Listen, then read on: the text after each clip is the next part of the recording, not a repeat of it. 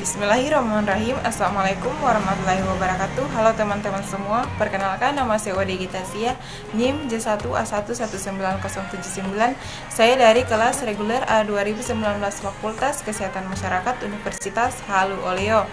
Dalam video ini saya akan membahas tentang kekurangan vitamin A atau KFA. Kekurangan vitamin A atau KFA. Kekurangan vitamin A atau KFA merupakan masalah utama di negara berkembang. Selain itu, seringkali ditemukan jika anak menderita kekurangan energi protein atau KEP, maka anak itu juga sekaligus menderita kekurangan vitamin A. Vitamin A berfungsi sebagai penglihatan, pertumbuhan, dan meningkatkan daya tahan tubuh. Ibu nifas yang cukup mendapatkan vitamin A akan meningkatkan kandungan vitamin A dalam ASI, sehingga bayi yang disusui lebih kebal terhadap penyakit serta kesehatan ibu lebih cepat pulih. Yang selanjutnya yaitu penyebab kekurangan vitamin A. Ada dua faktor penyebab kekurangan vitamin A, yaitu yang pertama, penyebab langsung. Konsumsi vitamin A dalam makanan sehari-hari tidak mencakup kebutuhan tubuh yang lama. Kekurangan vitamin A ini umumnya terjadi sejak balita karena kurangnya sumber vitamin A.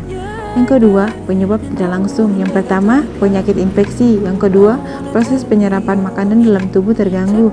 Yang ketiga, adanya penyakit ispa, campak, diare. Selanjutnya yaitu epidemiologi kekurangan vitamin A. Yang pertama, host atau penjamu ialah keadaan manusia di mana dapat menjadi faktor risiko untuk terjadinya suatu penyakit. Faktor host pada penyakit KFA adalah yang pertama, bayi yang lahir dari BBLR atau kurang dari 2,5 kg. Yang kedua, keadaan imunitas dan respon imunitas sel T pada tubuh berkurang. Yang ketiga, tingkat pendidikan atau kurang pengetahuan ibu mengenai pola konsumsi vitamin A saat hamil sehingga menyebabkan BBLR. Yang kedua yaitu agen. Agen pada kekurangan vitamin A adalah vitamin A itu sendiri yang kurang dikonsumsi pada diri host. Yang ketiga yaitu environment. Yang pertama, lingkungan sosial seperti sosial budaya pada pola makan. Yang kedua, lingkungan fisik seperti tidak tersedianya pangan sumber vitamin A. Selanjutnya yaitu gejala klinis kekurangan vitamin A atau KFA. Yang pertama, buta senja sama dengan eksen. Buta senja terjadi akibat gangguan pada sel batang retina. Yang kedua, ksenosis konjungtiva sama dengan X1A. Selaput lendir mata tampak kurang mengkilat atau terlihat sedikit kering, berkeriput dan berpigmentasi dengan permukaan kasar dan kusam. Yang ketiga, ksenosis konjungtiva dan bercak bitot sama dengan X1B. Gejala X1B adalah tanda-tanda X1A ditambah dengan bercak bitot. Yang keempat, ksenosis kornea sama dengan X2. Kekeringan pada konjungtiva berlanjut sampai kornea.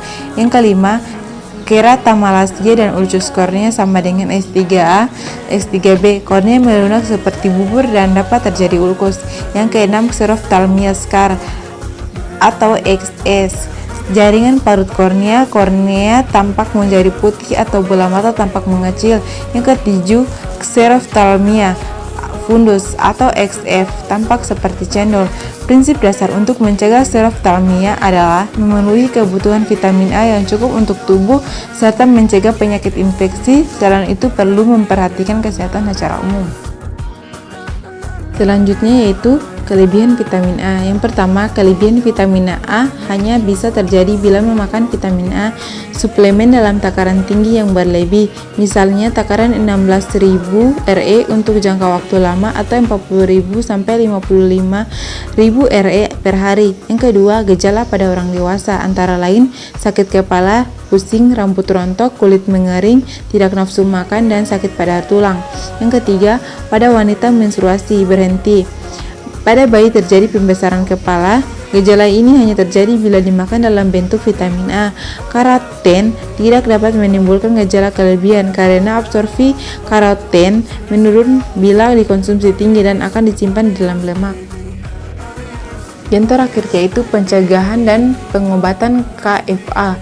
Yang pertama, memperbaiki pola makan masyarakat melalui penyuluhan sehingga masyarakat kita semakin gemar mengkonsumsi sayuran dan buah-buahan. Yang kedua, melakukan fortifikasi vitamin A terhadap beberapa bahan makanan yang banyak dikonsumsi masyarakat dengan memperhatikan syarat-syarat fortifikasi.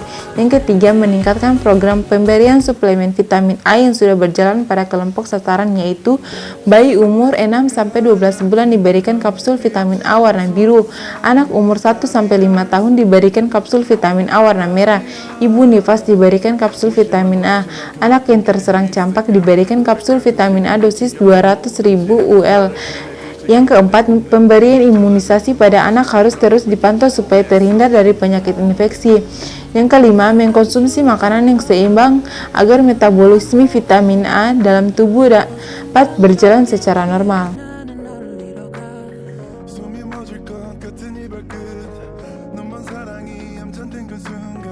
차가운 온기 가득한 흔적 심장이 밟힌 듯해